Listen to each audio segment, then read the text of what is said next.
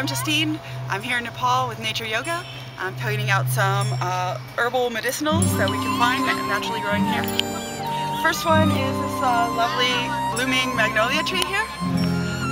The buds of the magnolia are really good for clearing out your lungs. What you do is take a pot of water, throw in a handful of magnolia buds, and let that steam for a moment, then take it off the stove, put a towel over your head and drink that over the tub, and if you can breathe that in, it will really bring up mucus and phlegm.